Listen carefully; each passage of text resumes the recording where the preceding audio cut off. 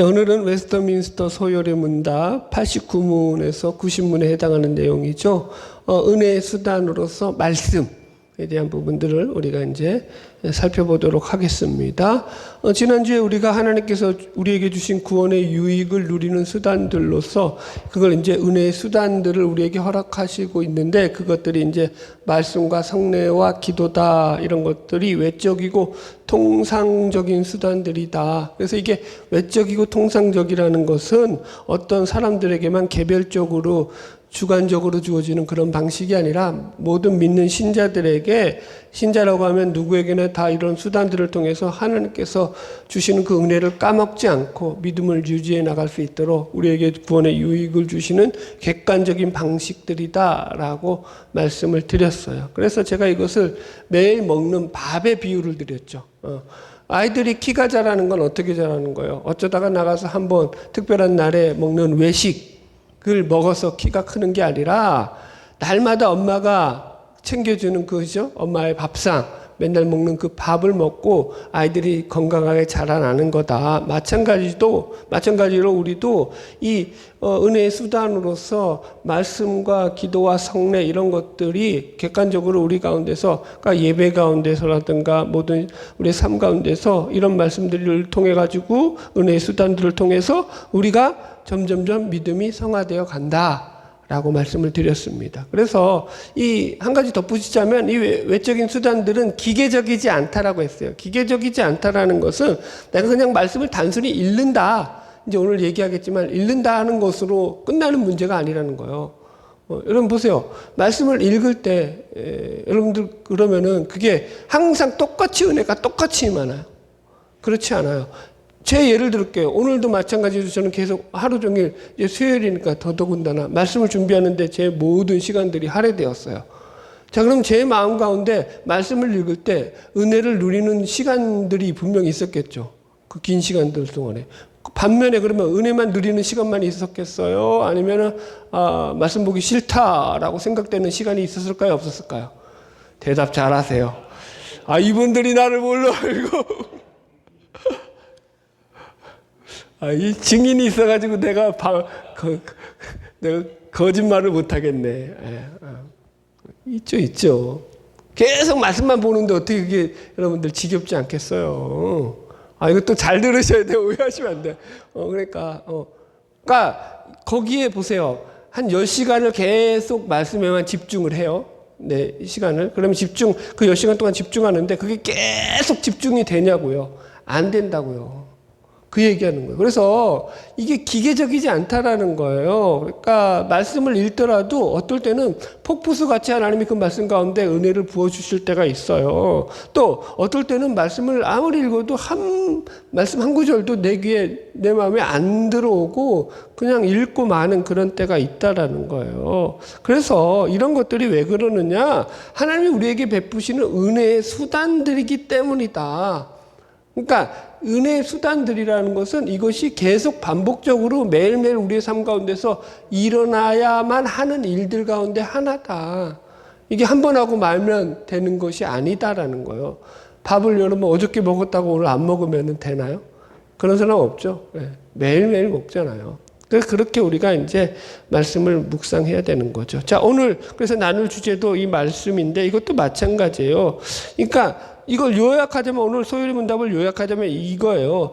우리에게 이 구원이 효과적이게 되기 위해서 어떻게 말씀이 우리에게 읽혀지고 들려져야 되느냐? 우리가 부지런함과 준비함과 기도로 말씀에 관심을 가져야 하고, 또 믿음과 사랑으로 말씀을 받아들이고 우리 마음에 간직해야 한다. 그리고 우리가 말씀을 삶에서 실천해야 한다. 그러할 때 이 말씀은 우리에게 마르지 않는 샘물처럼 계속해서 은혜를 우리가 이 말씀으로부터 공급받게 될 것이다. 오늘 설교 끝났습니다. 할렐루야. 나도 이렇게 끝났으면 얼마나 좋겠어요. 이제 이걸 갖다가 제가 볼 때 오늘도 짧지 않아요. 긴 시간을 시작해야 될 것입니다. 자, 이제 서론이었고요. 자, 89문 읽으면서 시작해 볼게요. 제가 문을 읽고 여러분들 답 같이 읽읍시다. 89문 말씀은 어떻게 구원의 효력이 됩니까? 답. 하나님의 영은 믿음을 통하여 구원에 이르도록 말씀을 읽는 것과 특히 말씀의 선포를 죄인을 확신시키고 변화시키며 거룩과 평안 가운데 그들을 세워가는 효과적인 수단이 되게 하십니다. 아멘. 자, 한번 읽고 무슨 말인지 알아들으신 분? 그러니까 이게 영어를 번역해 놓아서 그래요. 영어를 번역하다 보니까 문장 자체가 우리말처럼 쉽지 않아요. 그래서 이제 쉽게 하나하나 접목을 해야 돼요. 첫 번째가 뭐냐면, 그래서 하나님의 영은 말씀을 읽는 것, 특히 말씀의 선포를 효과적인 수단이 되게 하신다. 그러니까 여기서 이제 핵심적인 게 첫 번째가 뭐냐면, 말씀이 구원을 효력 있게 만든다라는 거야. 말씀이 구원을 효력 있게 만든다. 제가 이제 제목을 좀 의역을 했잖아요. 은혜의 수단으로서의 말씀이라고. 그런데 소일의 문답 이 원제목 그대로 하자면은 구원의 효력이 되는 말씀이에요. 원제는 뭐라고요? 구원의 효력이 되는 말씀. 그러니까 말씀이 구원의 효력이 있다는 거야, 없다는 거야? 있다라는 거예요. 그러니까 보세요. 질문 자체도 어때요? 말씀은 어떻게 구원의 효력이 됩니까? 라는 거예요. 그러니까 이 말씀은, 그러니까 이 말인즉슨 말씀이 구원에 있어서 효력이 된다라는 거예요. 말씀이 구원을 효력 있게 만든다. 같은 말을 계속 반복하고 있어요. 그러니까 한마디로 말씀이 없으면 구원이 있다 없다? 없다, 이 얘기하는 거예요. 제가 이렇게 정리할게요. 우리는 믿음을 통하여 구원을 받았죠. 그런데 그 믿음은 뭐에서 나와요? 말씀을 들음으로 말미암아 믿음이 생겨나는 거예요. 그렇죠. 그런 차원에서 지금 말씀을 통하여 믿음이 생겨나고 그 믿음으로 구원을 얻게 됨으로써 말씀이 구원을 효력 있게 만든다라고 설명을 하는 거예요. 그래서 제가 로마서 10장 10절과 로마서 10장 17절 말씀을 예시 구절로 써놨어요. 사람이 마음으로 믿어 의에 이르고 입으로 시인하여 구원에 이르니라. 그러므로 믿음은 들음에서 나고 들음은 그리스도의 말씀으로 말미암았느니라. 그러니까 지금 이 89문과 90문의 교리가 이러한 대전제 위에 세워지는 거예요. 뭐라고요? 말씀이 구원을 효력 있게 만든다. 자, 이 배경 가운데 이제 들어가 볼게요. 그래서 하나님의 영은 우리가 말씀을 읽는 것을 구원의 효과적인 수단이 되게 만드신다. 이렇게 했어요. 그러니까 첫 번째, 성경을 듣거나 읽을 때 은혜의 효과적 수단이 되게 하시는 분이 성령님이라는 거야. 그러니까 주어가 뭐예요? 하나님의 영이에요. 그죠? 하나님의 영이, 그러니까 말씀을 우리가 읽고 또 말씀을 들을 때 그것을 효과적 구원의 수단이 되게 해 주신다라는 거예요. 따라오시죠? 그게 성령이 없으면 된다, 안 된다? 안 된다. 그러니까 그래서 디모데전서 3장 16절 모든 성경은 하나님의 감동으로 된 것이다 라고 하잖아요. 그죠? 하나님의 감동으로 성경이 됐다라는 거예요. 여러분, 성경 자체가 하나님의 감동으로 된 것이기 때문에 성경의 1차적인 해설자도 누구라는 거예요? 성령님이시라는 거예요. 그러니까 성경은 이런 거예요. 부적이나 주술이 아니다 이렇게 해놨어요. 성경은 부적이나 주술이 아니에요. 그러니까 효력이 없으면 성경 그 자체는 뭐예요? 효과가 없어요. 그러니까 효력이 중요한 거예요. 여기서는 그 구원의 효력. 성경 그 자체가, 어떤 분은 그래서 성경을 사모한다고 성경을 베고 잔대요. 성경을 베고 자면 성경의 그 지식이 들어오나요, 여러분들? 여러분들? 이게 여러분 부적이나 주술이 아니라고요. 이게 여기 그 성경 그거 자체에 무슨 효력이 있는 게 아니에요. 거기 속에 효력이 있으려면 반드시 뭐가 있어야 되는 거예요? 하나님의 영이신 성령의 역사가 함께 작동이 되어야 되는 거예요. 이게 작동이 안 되면 일반 책과 다른 게 없어요, 성경은요. 그래서 하나의 교양서적, 인문서적, 혹은 종교서적, 경건서적, 윤리서적에 불과할 수 있다. 이걸 우리가 구별해야 된다. 이해하셨죠? 자, 2번. 성경은 그저 좋은 말씀이 아니다. 성경은 사람들에게 성과 교양을 함양하기 위함도 아니고 도덕과 윤리를 가르치기 위한 책도 아니다. 성경은 생명과 연결되어 있는 책이다. 성경이 연결되어 있는 게 뭐예요? 생명, 진리, 자유, 빛 이런 것들이에요. 그죠? 이게 다 뭐예요? 하나님이에요. 하나님. 그러니까 성경은 하나님과 직접적으로 연결되어 있는 책이에요. 생명, 진리, 빛 이게 다 하나님이시잖아요. 그죠? 따라오시죠? 그래서 우리가 성경을 배울 때 우리가 우리 처음에 시작할 때 성경을 배울 때 소혜리 문답에서 배웠어요. 이거는 성경 특별 계시라고요. 하나님의 특별 계시로서 쓰여진 책이 성경이라고 했잖아요. 그러니까 이 성경을 통해 가지고 우리가 신의 계시를 깨닫고 알게 되는 거예요. 신의 계시가 담긴 유일한 책이에요. 성경만이. 아멘? 그래서 이거는 여러분들 그냥 하나의 좋은 경전 이런 수준이 아니라는 거예요. 좋은 책 이런 수준이 아닌 거예요. 보세요. 여러분들 성경이 만약에 어떤 좋은 경전이나 뭐라고 표현할까요? 그런 도덕 윤리 서적이라고 하면은 이것 때문에 이 말씀을 전하다가 죽을 이유가 있어요? 없어요? 있어요? 없어요? 없다고요. 그런데 성경의 말씀을 전하다가 수많은 사람들이 죽었잖아요. 예수님도 죽으셨죠. 그죠? 예수님의 제자들도 다 죽었죠. 스데반도 말씀을 전하다가 죽었죠. 바울도 죽었죠. 초대교인들이 다 죽었어요. 이 성경 하나 때문에 말씀을 전하다가. 왜 죽어요? 왜 죽어요, 여러분들? 응? 죽을 이유가 뭐 있어요? 여기 속에 뭐가 있는 거예요? 성경에 생명이 있기 때문인 거예요. 그러니까 빛이 있기 때문에. 자, 요한복음에 이렇게 설명하잖아요. 그래서 빛이 그 정죄는 이것이니 써놓으세요. 요한복음 3장 19절이에요. 제가 안 써놨는데 여러분들은 써놓으세요. 그 정죄는 이것이니 곧 빛이 세상에 왔으되 사람들이 자기 행위가 악함으로 빛보다 어둠을 더 사랑한 것이라. 악을 행하는 자보다 빛을 미워하나니 이렇게 나온다고요. 이해하셨죠? 그러니까 성경에 빛이 있다고요. 하나님이 있다고요. 그래서 하나님을 미워하고 싫어하는 사람들은 그래서 그 성경을 전하는 자들을 죽이는 거죠. 자, 제가 예를 하나 들어놨어요. 마하트마 간디의 예예요. 이 간디는 힌두교도죠. 그가 이런 말을 했어요. 산상수훈에 담긴 그리스도의 가르침은 종교 중에 종교요, 경전 중에 경전이다. 이 지구상에 있는 모든 경전 중에서 최고의 금자탑이다. 힌두교의 어떤 교리 경전보다도 이 예수님의 산상수훈을 훨씬 더 이 간디는 높이 평가했다고요. 그러면은 기독교인이 됐어야 되잖아요. 간디는 성경을 뭘로 봤다고요? 좋은 경전 중에 경전으로, 최고의 경전으로 봤다. 그런데 여러분들 예수를 안 믿었다고요. 기독교인이 안 됐다고요. 왜 그랬다고요? 성경을 통해서 생명을 발견하지 못했기 때문인 거예요. 생명을 통해서 진리를 발견하지 못했다고요. 자, 그러면 보세요. 왜 생명을 발견하지 못하고 진리를 발견하지 못했죠? 간디가? 그 똑똑한 간디가? 성령의 영의 인도함을 받지 않았기 때문이라는 거죠. 그러니까 성령의 인도함을 받지 않았기 때문이다. 제가 이렇게 써놨죠. 이해 가시죠? 무슨 말인지. 그러니까 여러분들 이게 중요한 거예요, 여러분들. 그냥 우리가 이 성경 자체가 이게 뭐 책이 좋다 이런 개념으로 이해하면 안 된다. 자, 3번의 질문을 이렇게 해놨어요. 이것도 제가 좋아하는 목사님이 이게 질문을 이렇게 해놨길래 그냥 카피해 왔어요. 그렇죠. 이런 거예요. 잃는 자에게 악한 영이 역사할 수 있을까요? 답은 뭐라고요?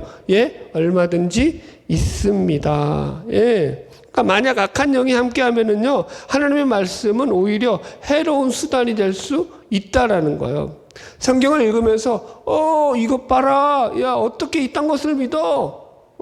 아니 어떻게 죽은 자가 3일 만에 살아나? 어떻게 바다가 갈려? 막 그런 거죠, 여러분들. 이해하시겠죠, 여러분들? 유명한 무신론 철학자였던 버트란트 러셀의 글 가운데서 자신이 예수를 안 믿었던 이유, 여러 가지 이유가 있는데 그 중에 한 가지를 뭐라고 말하냐면 그가 구약에 나오는 하나님, 심판하신 하나님을 보고 어떻게 그렇게 잔인한 신을 믿을 수 있느냐. 나는 그런 신을 믿지 못하겠다라고 안 믿었다라는 거예요. 그러니까 성경을 우리 인간의 이성만 가지고 읽어서는 이게 해결될 문제도 아니다. 해결될 문제가 아니다. 예. 예를 안 들었는데 하나만 더 예를 들게요. 도울 김용옥 씨가 여러분들 성경 공부를 좀 했잖아요. 뭐 문서 비평화 이런 것들을 좀 했어요. 그래가지고 이제 성경에 뭐 하여튼 무슨 복음서 자기가 이제 요한복음 뭐 비평 강해인가 뭐 그런 것도 쓰고 막 썼어요. 그러니까 좀 대단한 것 같잖아요. 여러분 그 사람은 공부를 잠깐 하는 학자로서 그런 성경에 대해서 좀 공부를 한 거예요. 그리고 그 책을 쓴 거예요. 성경에 나오는 그런 어떤 지식적인 것들을 공부한 거예요. 역사적인, 그죠? 역사 비평학이랄까, 문서 비평 이런 거 공부해서 그냥 책을 쓴 거예요. 여러분, 성경은 그렇게 보는 게 아니라고요. 자, 성경 어떻게 봐요? 저는 성경을 어떻게 보죠? 매일 봐요. 매일 보고, 매일 그런데 그걸 어떻게 봐요? 집중해서 봐요. 단어 하나하나까지 그 원의미를 찾으려고 애쓰면서 봐요. 성경은 그냥 내가 좀 공부해서, 나 이런 책 냈어. 그러니까 성경은 이런 거야. 예수는 신이 아니야. 이렇게 말할 수 있는 게 아니라고요. 그런 내 어떤 지식을 자랑할 수 있는 그런 수준의 책이 아니라는 거예요. 그 안에 진리와 생명과, 그죠? 영생이 달려있는 문제인데, 그걸 여러분들 그냥 그렇게 표현할 수 없다라는 거죠. 그래서 매일매일 우리의 삶을 새롭게 하고 변화시키는 생명의 책이다. 예. 할렐루야. 예. 이럴 때 할렐루야 하네 또. 넘어갑시다. 4번. 그래서 성령님께 은혜를 구해야 한다. 이렇게 했어요. 그러니까 신자는 하나님의 말씀을 들고 읽을 때 하나님의 영이 은혜 주시기를 간절히 기도해야 한다. 그렇지 않으면 자신의 지식과 경험을 내세워 하나님의 말씀을 재단하고 비판하기 쉽다. 여러분 보세요. 성경을 혼자서 읽을 때도 이게 무슨 인간의 지식과 지성과 어떤 그 학식을 최대한 이용해서 그것을 끄집어내가지고 뭔가 여러분 그 하나님의 어떤 그 말씀을 통찰력 있게 분석하고 비평하는 그런 목적으로 성경을 읽을 수가 없는 거예요. 성경은 그렇게 존재하고 있지 않아요. 여러분 보세요. 저도 매일 성경을 읽잖아요. 그리고 매일 말씀을 준비하잖아요. 준비할 때 그 말씀을 보면서도 물론 많은 주석들을 참조하죠. 많은 강해집들을 참조하고 많은 자료들을 참조하고 인문학들을 참조를 해요. 그래서 여러분들에게 도움을 주려고 하죠. 그럼에도 불구하고 가장 밑바닥에 제일 먼저 그 말씀을 준비할 때 가지는 기본적인 마음 자세는 뭘까요? 하나님, 저에게 은혜를 부어주세요. 하나님, 성령 하나님, 제 눈을 밝히 열어주세요. 말씀을 깨닫는 지혜를 허락해 주세요. 라는 마음을 가지고 성경을 본다고요. 내가 해석하고 싶은 대로, 내가 보고 싶은 대로 성경을 보지 않으려고 먼저 말씀을 볼 때 그런 자세를 가지고 본다고요. 그렇게 하지 않으면, 보세요. 말씀의 의미를 하나님께서 나에게 깨닫게 해달라고 내가 강구하지 않고 말씀을 보게 되면요. 얼마든지 그 말씀을 내가 보고 싶고, 내가 풀이하고 싶은 대로 내 자의적으로 해석할 수 있다 없다?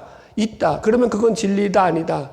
진리가 되지 않는다. 그래서 늘 여기에 대해서 우리는 조심해야 된다. 성경을 가지고도 얼마든지 인간의 잘못된 욕망이 투영될 수 있다 없다? 읽는 자에게 악한 영이 역사할 수 있다 없다? 얼마든지 있다. 조심해라. 경고했어요. 넘어갈게요. 3번. 말씀을 읽는 것과 선포. 자, 보세요. 그래서 이게 그러니까 이게 아주 중요한 거예요. 이제 이 89문의 답을 보면은요, 여기에 목적어가 두 가지가 나와요. 그게 바로 말씀을 읽는 것과 말씀의 선포예요. 그러니까 말씀을 읽고 말씀을 선포하는 것을 이게 효과적인 수단이 되게 한다는 거예요. 말씀을 읽고 말씀을 들을 때에 무슨 말인지 이해했죠? 그래서 이 두 부분이 있다는 거예요. 자, 그래서 성경 말씀 읽기의 중요성에 대해서 잠깐 언급을 할게요. 첫 번째가 성경이 언어로 표현된 이유예요. 하나님이 주신 언어보다 더 정확한 것은 없다. 따라서 언어보다 더 정확하고 객관적이고 상세한 전달 수단은 없다. 성경은 그림이 있다 없다? 없다. 예. 그러니까 언어로 하나님께서 우리에게 주신 언어로 성경을 기록하게 하셨다라는 거예요. 그래서 여러분 보세요. 대부분의 언어에는요, 수와 격과 성이 있어요. 단수, 복수, 남성, 여성, 중성 이런 것들이 있다고요. 그래서 그 뜻을 매우 분명하게 드러내죠. 예를 들어 볼게요. 영화와 소설 같은 것을 비교하면요, 영화의 장점은 뭐죠? 사람의 오감을 자극하죠. 감성적이죠. 감정을 자극해가지고 영화를 보게 되면은요, 그 이미지가 우리 안에 남아 있어요. 또 왜 또 영화 얘기하는데 이게 또 쓸데없는 용어가 또 이거 있잖아요. 그거 뭐예요? 갑자기 그거 뭐죠? 그거 짝패인가요? 그거 뭐야 영화? 그거 도박하는 거 그거 영화. 예? 타짜. 그래 타짜. 네 손모가지. 그거 갑자기 이거 이미지가 남는다고요. 네 손모가지 걸레 이런 게 남는 거죠.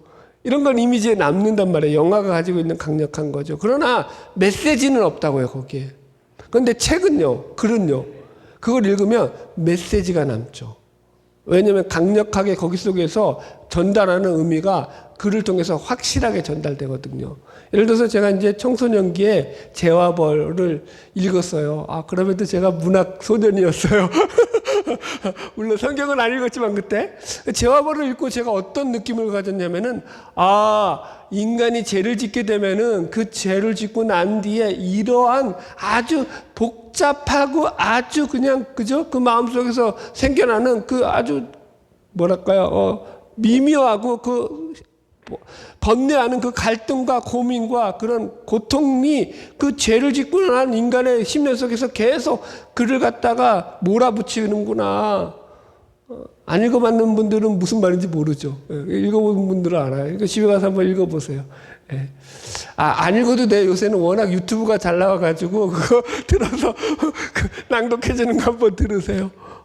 우리 때는 우리 때는 그게 유행했어요. 이따만한 문학 전집 해가지고 쫙 시리즈물로 있어서 그거 하나씩 읽으라고 했거든요. 그게 이제, 그래서 그러면 교양이 있어진다고. 몰라요. 교양은 모르겠는데 하여튼 읽었어요. 그때 많이 읽었어요. 어쨌든. 무슨 말인지 이해하시겠죠? 글은 이렇게 우리에게 확실하게 메시지를 남긴다고요. 성경이 그거예요. 메시지를 우리에게 남기는 거죠. 그래서 여러분들 성경을 그래서 우리가 읽어야 된다는 거죠. 2번, 다양한 성경 번역들의 도움을 받아라. 그러니까 성경은 요즘 워낙 시대가 좋아져서 의역한 성경도 많고, 그죠? 직역한 성경들도 많아요. 의역한 성경 대표적으로 현대인의 성경, 포준 세변역, 그리고 또 유진 피터슨 목사님이 쓰신 메시지 성경, 이것도 이제 하여튼 그분 나름대로 그러니까 그들의 문화 속에 그들의 젊은이들이 이해할 수 쉽게 성경을 풀어낸 거예요. 그러니까 그런 것들은 도움이 되죠.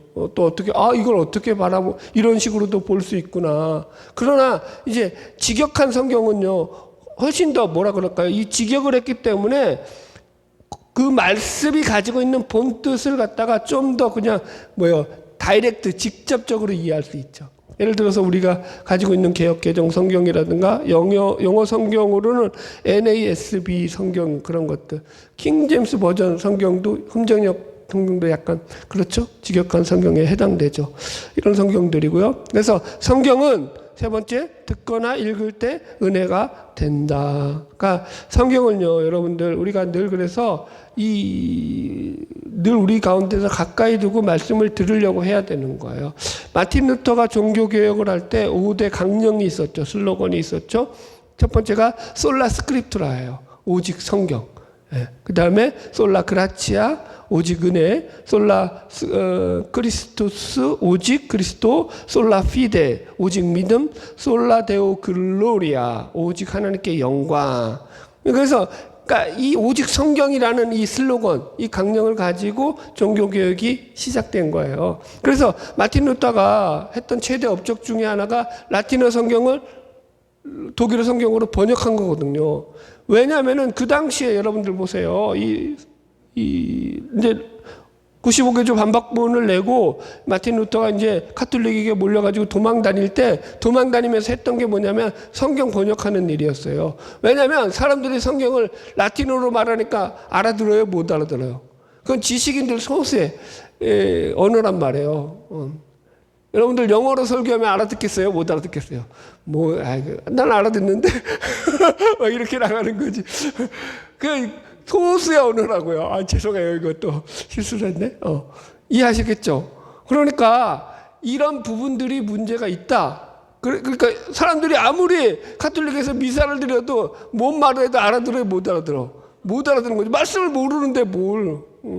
그래서 그걸 번역을 한 거예요. 독일어로. 그게 가장 마틴 루터의 큰 업적 중에 하나다. 자, 네 번째, 스문 앞 광장의 부흥. 제가 이제 오늘 우리가 아까 읽었던 본문도 마찬가지인데 구약 시대에도 이렇게 말씀을 읽다가 부흥이 일어났던 그런 경우가 있어요. 이게 바로 이제 느헤미야 이때. 그러니까 이때가 이제 어떤 느헤미야 8장에 나오는 거, 백성들이 말씀을 들을 때 울었다고 통곡했다고 했잖아요. 이게 이제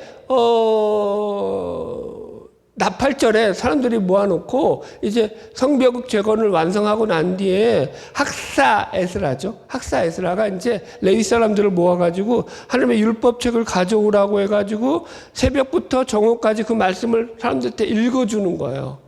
그 말씀을 읽고 풀이해주고, 그죠? 여기 보니까 풀이해줬다고 나오죠. 말씀을 풀이해주니까 그 말씀을 들을 때 사람들이 어떻게 했다고요? 다 눈물을 흘렸다고요. 울었다고요.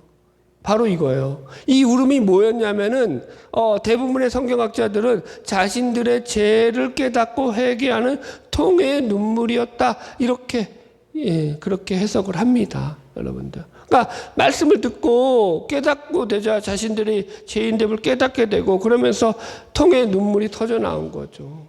이게 우리의 신자들에게 행해지는 은혜의 그런 좋은 수단들인 거예요, 여러분들. 여기 잠깐 말씀을 보면은 제가 읽지는 않을게요. 보면은 여기 보면은 느헤미야 8장 7절 9절 보면은 깨닫게 한다는 말이 두 번이나 나오죠. 그죠? 레위 사람들은 백성의 제자리에 서 있는 동안 그들에게 율법을 깨닫게 하였다. 그죠? 그 다음에 그 뒤에도 그 뜻을 해석하여 백성에게 그 낭독하는 것을 다 깨닫게 하니, 깨닫게 한다라는 말이 나오잖아요. 그죠? 이 깨닫게 한다라는 말이 단순히 그냥 논리적으로, 이성적으로 이게 말씀을 그냥 이해시켰다 이런 뜻이 아닌 거예요. 그러니까 말씀이 가지고 있는, 하나님이 말씀을 주셨을 때 그 하나님의 마음을 성령의 감동하심으로 그들에게 전달했다라는 거예요. 하나님의 영이, 그죠?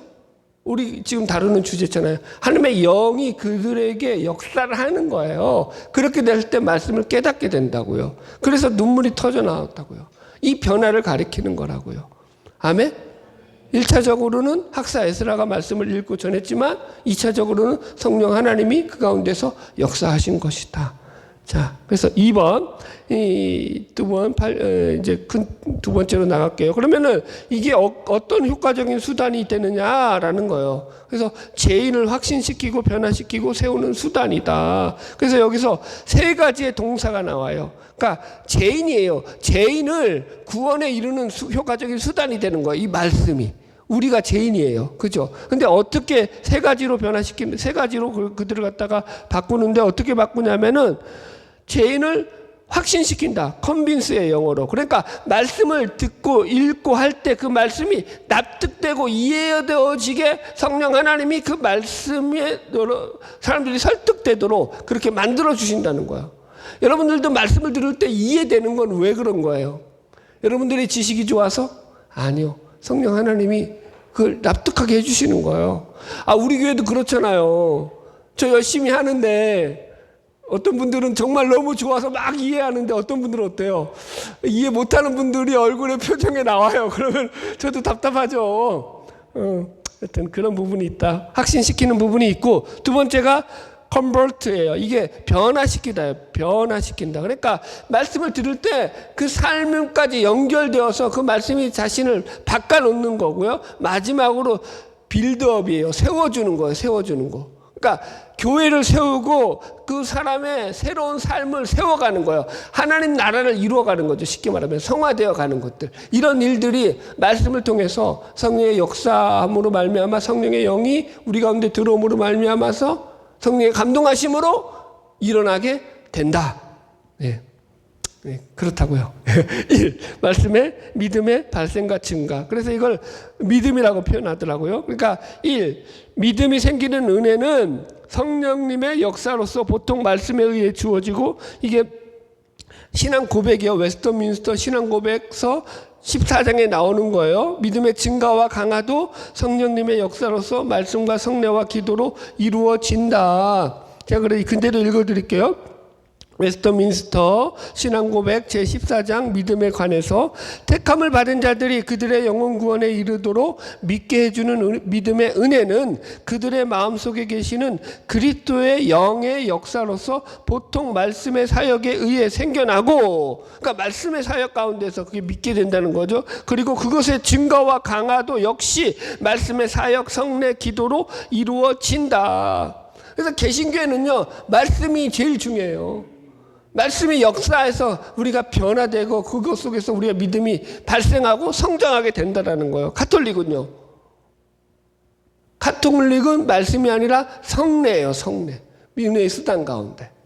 이게 가톨릭과 개신교의 가장 큰 차이예요. 그래서 가톨릭은요, 믿음의 발생과 증가를 말씀보다는 성례를 우선시하죠. 그래서 미사는요, 말씀 선포가 주가 아니라 성례가 주예요. 모든 미사의 성례는요, 빠져요, 안 빠져요? 안 빠져요, 여러분들. 우리 기독교에서는요, 개신교에서는 참, 우리 개신교에서는 모든 예배마다 말씀이 안 빠지는 것과 똑같아요. 자, 이게 우리 가톨릭과 개신교의 차이다. 네, 넘어갈게요. 2번, 말씀 앞에 마음에 숨은 일들이 드러나 하나님께 엎드리게 된다. 사도행전 2장 17절, 말세에 내가 내 영을 모든 육체에 부어두리니 너희의 자녀들은 예언을 할 것이요. 그러니까 보세요, 말씀 앞에 우리 숨은 죄들이 드러나고 하나님께 엎드린다. 그러니까 말씀을 들을 때 자신의 죄인됨이 자각되어지는 거예요. 그러니까 분명하게 드러나는 게 있다고요. 이걸 갖다 예언이라고 표현해요. 예언. 자, 보세요. 말세에 하나님이 우리에게 하나님의 영을 모든 육체에 부어주는데 너희 자녀들이 예언한다. 이때 예언한다는 거죠. 미래를 점치는 거 아니에요. 기륭하복 같은 거 아니에요. 하나님의 역사와 섭리를 이해하고 삶의 방향을 알게 되는 게 말씀이에요.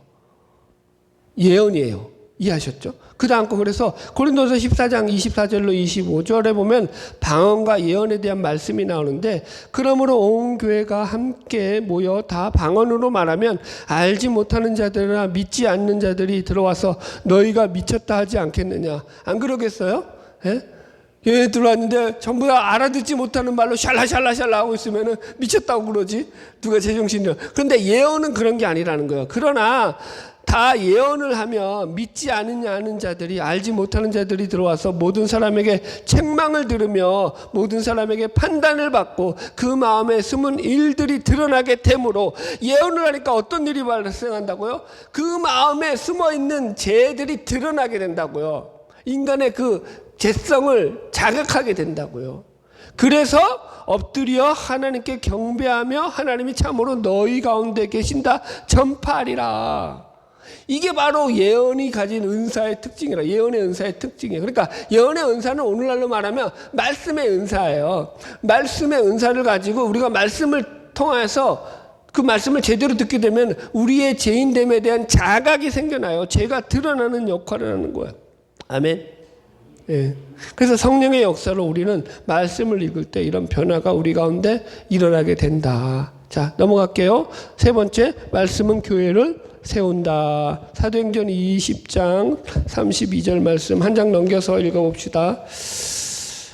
사도행전 20장 32절 읽읍시다.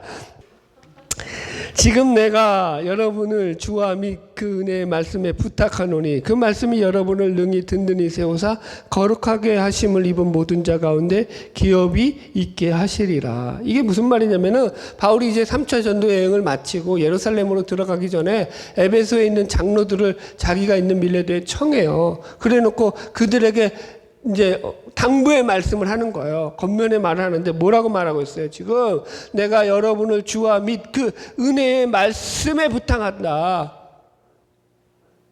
뭐에 부탁한다고요? 말씀에 부탁한다. 그래서 그 말씀이 여러분을 능히 든든히 세우고 거룩하게 하심을 모든 이분자 가운데 기업이 있게 하리라. 말씀이 여러분들을 세워주실 것이고 여러분들의 기업이 있게 하실 거예요 라고 권면을 하더라는 거예요. 우리를 세우는 건 뭐라고요? 목사가 아니라, 장로가 아니라, 어떤 직분이 아니라 말씀이라고요. 말씀이 우리를 세우는 거예요. 아멘. 그러니까 이게 중요한 거죠. 그래서 교회는요, 하나님의 말씀으로 세워가는 곳이에요. 다른 게 아니라는 거. 어떤 세상적인 어떤 수단과 기교 이런 걸로 세워가는 게 아니라는 거예요. 4번. 성경은 하나님의 말씀을 온전하게 하고 모든 선한 일을 행할 수 있게 한다. 이거는 이제 제가 그래서 이거죠. 우리가 또 어려서부터 읽읍시다. 그냥 디모데후서 3장 15절로 16절. 또 어려서부터 성경을 알았나니 성경은 능히 너로 하여금 그리스도 예수 안에 있는 믿음으로 말미암아 구원에 이르는 지혜가 있게 하느니라. 모든 성경은 하나님의 감동으로 된 것으로 교훈과 책망과 바르게 함과 의로 교육하기에 유익하니 이는 하나님의 사람으로 온전하게 하며 모든 선한 일을 행할 능력을 갖추게 하려 함이라. 그러니까 말씀이 가진 네 가지 기능, 교훈과 책망과 바르게 함과 의로 교육하기에 유익하다. 이건 제가 성경 우리 수요일문답 3문답 다룰 때 했으니까 자세히 나와 있어요. 거기 참조하시면 돼요. 간단하게 하면은 교훈은 가르침인 거죠. 그래서 가르침을 통한 깨달음을 주고요. 책망은 유죄 판결을 하는 거예요. 율법적 기능을 하는 거예요. 그쪽으로 가면 안 돼! 막는 거죠. 지시하는 거죠. 바르게 하면 교정하는 거예요. 그러니까 이거는 이 교정은 뭐예요? 이게 이제 기준을 잡아주는 거예요. 기준. 이게 기준이야. 이게 중심이야. 이걸 얘기해 주는 거예요. 이해하셨죠? 세 번째, 그렇고 네 번째가 의로 교육하기에 유익하다. 의로 교육하다는 건 훈련이에요. 훈련. 그러니까 기준을 잡아줄 뿐만 아니라 훈련을 통해 가지고 그 인생까지 잡아주는 거죠. 말씀이 가진 역할이라는 거예요. 우리는 훈련하는 것도 어디서 배워야 돼요? 성경에서 배워야 된다고요. 그런데 우리가 성경에서 안 배우고 어디서 배우죠? 교회에서 그 자교의 그 담임 목사의 자의적인 주관적이고 자의적인 어떤 신앙 체험을 가지고 그것이 만약 성경인 양 배우죠. 그래서 어느 교회는 기도는 몇 시간 해야 되고 어느 기도는 몇 시간 해야 돼. 기도하는 시간마다 다 틀려요. 어느 기도는 새벽 기도만 나와야 되고 새벽 기도가 제일 중요해. 새벽 기도로 부흥했으니까. 뭐 하여튼 그런 거 있잖아요. 하여튼간 무슨 또 월삭 기도회가 있고 하여튼간 뭐 별의별 게 다 있더라고요. 여러분 그건 말씀이 아니죠. 그건 하나의 주관적인 체험이죠. 그게 기준이 될 수 있어요? 없어요? 없어요. 그러니까 말씀이 기준이 되어서 세워가야 된다. 넘어갈게요. 2번 믿음을 통하여 구원에 이르도록 한다라고 했어요. 그래서 이게 전도의 효능이에요. 우리가 복음을 전해야 되는 이유 로마서 10장 14절과 17절 말씀을 써놨어요. 그들이 믿지 아니하는 이를 어찌 부르리요? 듣지도 못한 이를 어찌 믿으리요? 전파하는 이가 없이 어찌 들으리요? 믿음은 들음에서 나며 들음은 그리스도의 말씀으로 말미암느니라. 그러니까 말씀이 전해져야지 그 말씀이 전해지는 것으로 전도가 이루어진다. 전도는 하나님의 말씀을 복음을 전하는 거다. 아멘. 여러분 그러니까 이런 거예요. 하나님의 영은 좋은 소식을 전하는 자들의 전도를 통해서 믿음을 발생시키고 구원을 이루게 하는 거예요. 그러니까 우리가 사람들한테 복음을 전해야 하는 거예요. 할 때 복음을 전한다는 건 전도한다는 건 뭐냐면 하나님의 말씀을 전해준다라는 거예요. 예수 믿고 복 받으세요가 아니라고요. 아멘? 그러니까 보세요. 저도 마찬가지지만 교회에서도 그래요. 심지어, 그러니까 이 복음에 관심이 없으면은요, 그러니까 초신자들 중에서도 그런 사람들이 있죠. 이 복음에 대해서 얘기하고 말씀에 대해서 얘기하면요, 딴 소리를 해요. 말씀을 듣기 싫어해요. 귀를 닫아요. 그리고 엉뚱한 세상 얘기로 막 돌아가요. 무슨 말인지 이해하시겠죠? 그래서 전도는 하나님의 말씀을 들려주는 거예요, 그에게. 그 말씀을 듣고 그가 스스로 자신의 죄인됨을 자각하게 만들어줘야 되는 거예요. 이게 자각이 안 되잖아요? 그럼 백날 말씀 들어도 소용이 없어요. 말씀으로 악한 영이 역사할 수 있다 없다. 아 이거 계속 반복하는데 말씀으로도 얼마든지 악한 영이 역사할 수 있다. 그래서 우리는 말씀을 들을 때 늘 진리의 영이신 성령이 우리 가운데서 역사하게 해달라고 기도하면서 말씀을 들어야 된다. 넘어갈게요. 자 이제 제 90문 이제 3분의 2 왔어요. 이거 3분의 이게 89문이 제일 중요했어요. 90문 먼저 문 읽고 답 같이 읽읍시다. 말씀이 구원에 효과적이 되도록 말씀은 어떻게 읽히고 들려져야만 합니까? 답. 말씀이 구원에 효과적이 되도록 우리는 부지런함과 준비함과 기도로 말씀에 관심을 기울여야 하고 믿음과 사랑으로 말씀을 받아들여야 하며 우리의 마음에 말씀을 간직해야 하고 우리의 삶에서 말씀을 실천해야 합니다. 그래서 첫 번째 말씀을 읽고 듣는 자세, 부지런함과 준비함과 기도로 말씀에 관심을 기울여야 한다. 1. 매일 하나님의 말씀을 읽고 들으라. 잠언서 2장 4절 말씀. 은혜를 구하는 것 같이 그것을 구하며 감추어진 보배를 찾는 것 같이 그것을 찾으며 여호와 경외를 깨달으며 하나님을 알게 되나니. 예. 돈 버는 것 같이 좀 제발 그렇게 하라는 거예요. 돈 좋아하는 것처럼 하나님의 말씀을 한번 찾으라는 거예요, 지금. 여러분들. 그렇게 되면은 하나님의 은혜가 온다는 거예요. 그래서 말씀을 늘 부지런하게 듣고 읽어야 돼요. 제가 이 설교 초안을 작성했을 때가 언제냐면은 작년에 휴가 갔을 때 그 시즌에 제가 이 휴가 갔다 오고 나서 이 본문을 작성했더라고요. 그래서 제가 어떻게 이걸 예화를 써놨냐면은 보니까 여행 중에 제가 맛집을 많이 다녔어요. 그래가지고 여기저기 맛집 다니면서 이제 아이들한테 기회가 별로 없잖아요. 아이들에게 이런 시간들이 맛있는 것도 같이 먹을 수 있는. 그래서 그런 것들을 막 다니면서 맛있게 먹었는데 그럼 맛있는 걸 먹었어요. 그리고 나니까 그게 이제 오늘 내가 맛있는 거 먹었으니까 내일은 아무것도 안 먹어도 배가 부르더라. 그러던가요? 그렇지 않더라. 어저께 맛있는 거 먹었는데 오늘 또 배가 고프더라. 그래서 오늘 또 맛있는 거 찾아 먹어야 되더라.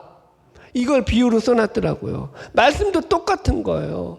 제가 이렇게 했죠. 복음은 날마다 자신에게 선포되어야 된다. 복음이 뭐라고? 하나님 말씀이 날마다 나한테 선포되어지는 거예요. 그래서 말씀이 그러니까 매일매일 새로운 음식을 먹고 우리가 우리의 생명을 유지하는 것처럼 말씀이라는 영의 양식을 날마다 우리가 공급받음으로 우리 생명이 유지되어야 된다. 영의 생명이. 아멘. 예. 그래서 여러분들 말씀을 듣는 게 중요하다. 2번, 하나님의 말씀으로 은혜를 받는 일반적인 방법이 주일 예배의 설교다. 준비하라. 주일 예배에 임하는 자세. 다른 어느 때보다 좋은 컨디션으로 임해라. 그러기 위해서 토요일부터 컨디션 조절을 해야 한다. 너무 늦게 자지 않도록 하고 피로를 잘 풀어 설교 시간에 졸지 않아야 한다. 주일 예배를 드릴 때도 10분 전에 미리 와서 하나님의 은혜를 간구하며 기도하고 설교 본문을 살펴보는 것은 매우 유익하다. 이걸 주일날 해야 되는데 정작 들어야 될 사람들에게는 이게 안 들린다는 게 약점이죠. 여튼 그렇다고요. 목사의 안타까운 마음을 느끼겠죠. 여기 제 마음을 실어놨어요. 자, 3번. 하나님의 말씀을 깨닫게 해달라는 기도는 중요하다. 그래서 시편 119편 18절 내 눈을 열어서 주의 율법에서 놀라운 것을 보게 하소서. 신자는 여러 가지 기도를 해야 하지만 그 중에서도 하나님의 말씀을 깨닫게 해달라는 기도를 잊어서는 된다 안 된다? 안 된다. 그래서 늘 우리가 하나님의 말씀을 깨닫게 해달라고 기도해 나가야 되는 거죠. 자, 넘겨서 2번 또 믿음과 사랑으로 말씀을 받아들여야 하며 우리의 마음에 말씀을 간직해야 한다. 그죠? 그래서 작은 1번 보면 2-1 말씀을 들을 때 믿음으로 들어야 한다. 그러니까 말씀은 뭘로 듣는 거라고요? 믿음으로 듣는 거예요. 히브리서 4장 2절 그들과 같이 우리도 복음 전함을 받은 자이나 들은 바 그 말씀이 그들에게 유익하지 못한 것은 듣는 자가 믿음과 결부시키지 아니함이라. 말씀을 믿음과 결부시켜서 믿음으로 듣지 아니하면 그게 유익이 없다고요. 우리 시구라면 오늘 배우는 시구라면은 은혜의 효력이 없는 거예요. 구원의 효력이 없는 거예요. 말씀을 백날 들어도 소용이 있다 없다. 그거는 소용이 없다. 예. 그죠? 예. 그래서 말씀을 우리가 늘 그래서 하나님 앞에 이게 그냥 여러분들 말씀을 자동적으로 듣는다고 은혜 받을 것 같으면 얼마나 좋겠어요. 그럼 그냥 성경책 그냥 그죠? 그 틀어놓고 계속 반복해서 오디오 듣기만 하면은 내가 은혜 저절로 받으면 얼마나 좋겠어요. 여러분 우리 한국인들과 그 말씀을 읽는 것을 열심히 읽는 그런 교인들이 없어요. 한국 교인들이 그렇게 말씀을 열심히 읽고 묵상하는데 삶이 안 변해요. 제가 여러 번 누누이 얘기하잖아요. 말씀을 읽는데 그러면 뭐예요? 삶이 안 변한다. 그럼 뭐가 문제인 거야? 말씀이 문제인 거야? 자신이 문제인 거야? 이거 심각한 거라니까요. 네, 제가 웃으면서 얘기해가지고 안 심각해졌구나.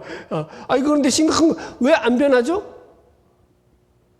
말씀이 생명력을 가지고 나한테 영향력을 못 미치는 거예요. 말씀을, 그건 다른 말로 하면 내가 말씀을 믿음으로 대하고 있지 않은 거예요. 말씀을 자기의 욕망을 가지고 자기의 유익을 누리는 어떤 하나의 수단과 방편으로 대하는 거예요. 자신의 욕망을 채우기 위한 수단과 방편으로 대하면 말씀은요, 악한 영이 역사하게 돼 있어요. 말씀을 어떻게 대하는 거예요? 구원의 유익을 누리는 수단으로 대하라고요. 은혜를 누리는 수단으로 대하라고요. 아멘? 예, 넘어갈게요. 그래서 두 번째, 말씀을 전하는 목사와 좋은 관계성을 유지해야 한다. 제가 이제 믿음을 말씀으로 받아들여야 한다라는 걸, 이거 이제 이 믿음이라는 단어를 풀어가지고 이렇게 써놨어요. 믿음이라는 이 헬라어 피스티스의 용례를 보면은요, 이건 그리스에서 쓰는 정치 철학 용어예요. 원래 용어 자체가. 예수님이나 바울이 먼저 쓴 게 아니에요. 이 단어를, 피스티스라는 단어를. 이게 정치 외교 문서에서 동맹국끼리 상호 불가침 조약을 맺을 때 이 피스티스라는 말을 써요. 우리가 상호 서로를 신뢰하여서, 그죠? 상대국을 신뢰함으로 우리가 상호 불가침 조약을 맺는다, 이렇게 나간다고요. 이해하셨죠? 그래서 이게 그러니까 한쪽의 신뢰가 아니라 양쪽의 신뢰를 같이 보장하는데 필요한 게 이 피스티스예요. 그러니까 여러분들이 말씀을 받아들이는데 중요한 것 중에 하나가 뭐냐면 하나님을 신뢰해야 돼요. 그분을 신뢰하지 않는데 말씀이 받아들여지기 어려워요. 더불어서 더 나아가서 말씀을 전하는 목사와의 신뢰관계가 좋아해야 돼요. 목사가 싫어요. 꼴보기 싫어요. 목사가 밥 먹는 모습이 꼴보기 싫어요. 그런데 여러분들 그 말씀이 들리겠어요? 안 들리겠어요? 봐봐. 나는 적절하게 이용을 하잖아. 이런 것들. 진짜. 그래서 여러분들, 설교 강단에 흘러넘쳐야 하는 것은 목사 개인의 어떤 설교 기교나 테크닉이 아니라 하나님의 말씀 그 자체의 풍성함이라는 걸 잊지 마시고요. 그래서 여러분들 늘 목사와 친하게 지내세요. 여러분들 좋은 신뢰관계를 맺으세요. 여러분들 저와 관계가 좋은 사람을 저와 관계가 좋은데 그 사람이 말씀을 여러분들 더 잘 이해할 수 있는 그런 저와 관계가 좋은 사람일수록 말씀을 더 잘 이해한다. 저는 그렇게 생각을 하는 사람 중에 하나예요. 여러분들이 저와 관계가 별로잖아요. 저와 관계가 인격적이지 않잖아요. 그럼 말씀도 그럴 확률이 높아요. 이건 주관적인 경험에서 하는 거니까 100% 맞다 이건 아니에요. 근데 그냥 제 경험에서 느껴지는 거예요. 여태까지 목회를 해오면서 그렇더라. 알아서 들으세요. 넘어갈게요. 3번. 진리를 사랑하는 자가 은혜를 받는다. 그죠? 그래서 이제 사랑으로 말씀을 받으라는 거죠. 데살로니가 후서 2장 9절, 10절. 악한 자의 나타남은 사탄의 활동을 따라 모든 능력과 표적과 거짓 기적과 불의와 모든 속임으로 멸망하는 자들에게 있으리니 이는 그들이 진리의 사랑을 받지 아니하여 구원함을 받지 못함이라. 그죠? 예. 그들이 보세요. 어떤 기적이라든가 어떤 특별한 능력 이런 것들, 그죠? 이런 것들에 빠져가지고 진리의 사랑을 받지 아니함으로 말미암아서 어떻게 된다고요? 구원함을 받지 못한대요. 말씀을 받아도. 고린도전서 13장 6절. 사랑은 불의를 기뻐하지 아니하며 진리와 함께 기뻐하는 거다. 사랑으로 받는다는 것은 진리를 사랑하는 것이고 진리의 말씀인 하나님의 말씀을 기쁨으로 받아들이는 것과 같다. 여러분들. 여러분, 우리가 하나님의 말씀을 그렇게 받아들여야 되는 거예요. 이거 뒷부분 이거 설명 조금 더 해줘야 되는데 이 부분을 조금 설명을 넘어가고 합시다. 맞아. 4번, 받아들인 말씀을 잃어버리지 않도록 우리 마음에 간직해야 한다. 그래서 시편 119편 11절 내가 주께 범죄하지 아니하려 주의 말씀을 내 마음에 두었나이다. 말씀을 마음에 두어야 한다라는 거예요. 말씀을 마음에 간직하지 않으면 어떻게 될까요, 여러분들? 죄에 걸려 넘어질 수 있다. 말씀이 마음에 멀어지게 되잖아요. 말씀이 마음에서 멀어지게 됐을 때 제일 먼저 나타나는 증상, 첫 번째 증상은 뭘까요? 죄에 대해서 무감각해진다. 여러분들이 죄에 대해서 무감각하다? 그럼 내가 말씀에서 멀어졌다. 말씀을 마음에 두고 있지 않다라고 생각하면 맞아요. 100% 맞아요, 여러분들. 그래서 여러분들 우리가 늘 말씀 가운데서 이 부분들을 잘 점검해야 돼요. 정리합시다. 말씀을 통해서 우리가 은혜를 받으려면 첫 번째 부지런함과 준비함과 기도로 말씀에 관심을 기울여야 되고요. 두 번째 그런 관심을 기울인 말씀을 우리가 믿음과 사랑으로 받아들여야 하는 거예요. 아멘. 그래서 자 이렇게 얘기해 볼게요. 아까도 목사와의 관계성이 중요하다고 했잖아요. 여러분 하나님은 목사를 통해서 신자들에게 하나님의 말씀이 선포되기를 되게 좋아하셔요. 그러니까 목사를 하나님께서 세우신다고요. 교회에 말씀이 선포되게 하려고요. 제가 왜 이런 생각을 하게 됐냐면은 말씀을 준비하는데 제가 좀 골이 났어요. 마음에서. 아니 왜 나만 이렇게 맨날 열심히 공부해야 돼? 우리 애들보다도 우리 애들이 학생일 때보다도 학생이잖아요 다들. 그런데 학생인 애들보다도 공부는 내가 제일 열심히 하는 것 같아. 아니 왜 이렇게 나만 열심히 공부하고 나에게 이렇게 많은 짐을 맡기는 거야? 나도 평신도 가운데 선택받은 하나의 성도에 불과한데 사실은 내가 뭐 성도들보다 더 뛰어나거나 지적으로 더 유능하거나 무슨 더 통찰력이 깊거나 더 많은 어떤 사회적 경험을 가졌거나 이런 게 아니라고요. 그죠? 여러분과 저는 같아요, 달라요? 대답 잘 하세요. 같아요. 뭘 달라? 똑같지. 똑같다니까. 여러분 보세요. 저는 말씀에 더 빡센 시간을 보낼 뿐이에요.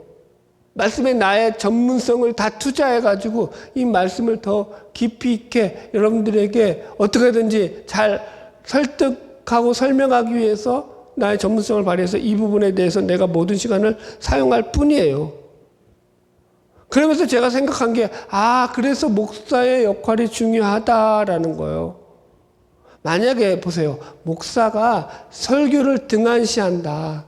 목사가 설교를 2차적인 것으로 내비두고 교회의 어떤 행정이라든가 교회 시스템, 그 다음에 뭐 그런 거 이벤트, 행사에 관심을 갖고 설교는 기교와 테크닉으로 한다. 그럼 아주 위험한 교회가 되는 거죠. 그런데 그런 경우가 허다하다고요. 성도들은요. 삶의 양식을 뭘로 삼아야 돼요? 하나님의 말씀, 영의 양식인 하나님의 말씀으로 삶의 양식을 삼아야 되는데 그게 공급이 안 되어져요. 그러면 여러분들 어떻게 될까요? 여러분들.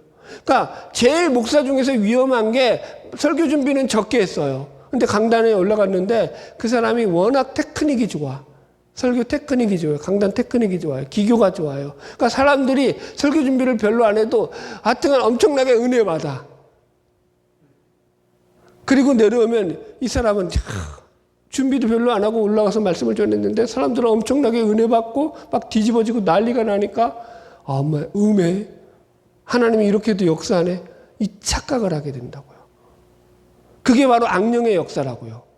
저는 그렇게 해석해요. 왜 그러냐고요?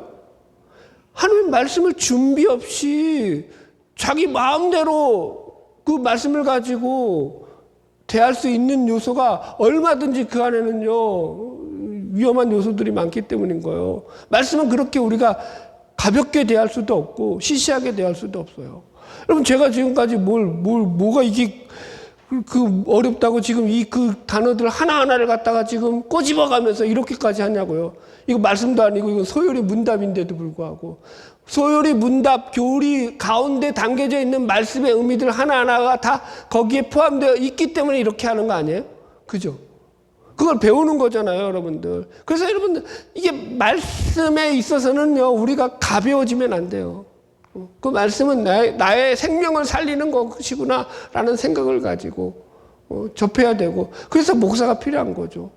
여러분들도 저한테 좀 말씀, 목사님 제가 말씀을 이렇게 공부했는데 이런 뜻이 있어요, 좀 알려주면 어디가 덧나요? 예? 예? 왜 그런 분은 안 나오냐고요. 예, 교회. 그럼 제가 아니 목사를 대항하는 겁니까? 목사에게 무슨 목사보다 더 잘 안 그래요, 여러분들. 잘하셨어요, 그러지. 제가 자격지심 때문에 그런 거 갖고 삐질 사람인가요? 아니에요, 여러분들. 여러분들 보세요. 설교를 듣고 질문이 많아야 된다니까요. 의문이 많아야 된다니까요. 그게 정상적인 선신자의 태도라고요, 자세라고요.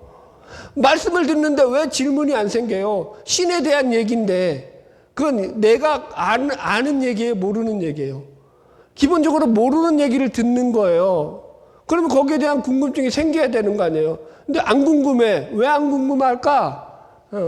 그분과 안 친해서.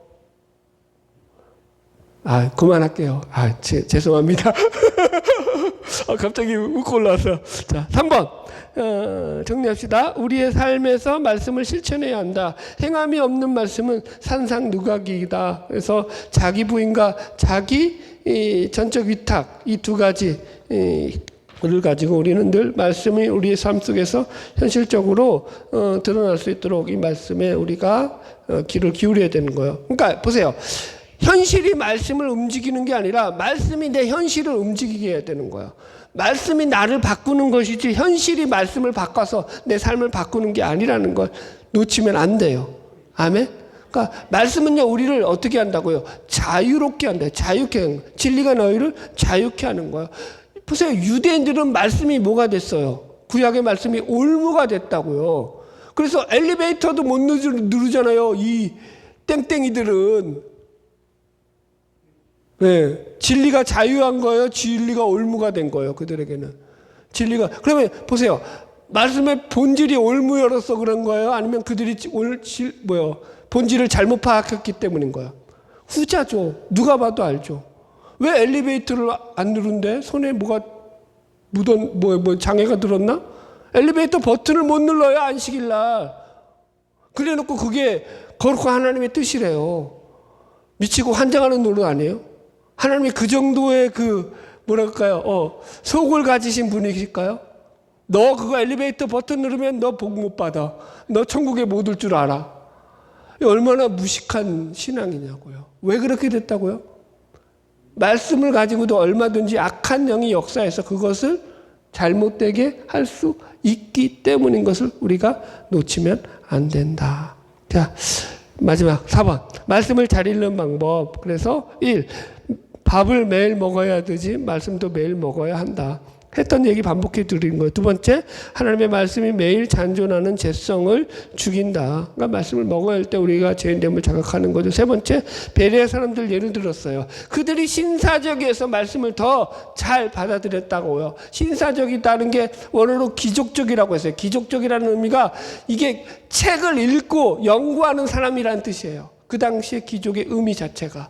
무슨 말인지 이해하셨죠? 그러니까 그만큼 책을 가까이 하고 그것을 그 뜻을 상고하며 이해하려고 하는 것이 말씀을 묵상하는 자들의 자세고 태도라는 거예요. 자, 결론. 열심히 달려왔습니다. 적용점 1. 성령의 은혜. 말씀을 읽을 때 기도로서 성령의 은혜를 구함으로 읽어라. 질문사항 없죠? 은혜로 읽으셔야 돼요. 성령의 감동하심으로 읽으셔야 돼요. 그러니까 성령님이 늘 이 말씀을 깨닫게 해달라고 지혜를 구하면서 읽어야 돼요. 무턱대고 성경 폈으니까 읽는다? No. 이제부터 그렇게 읽지 마세요. 안 되는 거 알아요. 그래도 그렇게 해보라고요. 2. 믿음과 발생의 증가. 말씀을 읽을 때 우리의 믿음도 자라난다. 그죠? 말씀 그렇게 읽을 때 우리의 믿음도 같이 자라나는 거예요. 3. 말씀을 읽고 듣는 자세. 항상 부지런함으로 말씀이 있는 자리에 당신도 있어라. 말씀이 있는 자리가 우리의 자리가 돼야 돼요. 우리의 삶의 자리는요, 세상이 아니라 하나님의 말씀인 줄로 믿습니다. 말씀의 실천, 말씀이 세워가는 삶이 되게 하라. 그러니까 현실이 나를 좌우하는 게 아니라 말씀이 나를 좌우하는 그런 삶을 살아가는 거죠. 그럼 여러분들 계속 얘기하잖아요. 이 길은요 그렇게 편하진 않아요. 여러분들 만만하지도 않고 쉽지도 않고요. 그죠? 네. 그래서 여러분 힘들어요. 그런데 여기에는요 우리가 이 길을 갈 때 누릴 수 있는 생명과 자유와 진리와 빛과 영광됨이 있기 때문에 이것을 통해서 우리가 하나님이 주시는 기쁨과 평안을 맛보게 된다고요. 설명을 이렇게밖에 못해서 죄송해요. 그런데 이게 진짜라고요. 이건 맛보아 알면은 마약보다 세요. 그래서 못 빠져나와서 여기서 헤매고 사는 거예요. 근데 그게 싫다 좋다. 그러니까 우리가 이 말씀을 가지고 믿음 가운데서 삶을 살아가게 되는 거죠. 할렐루야!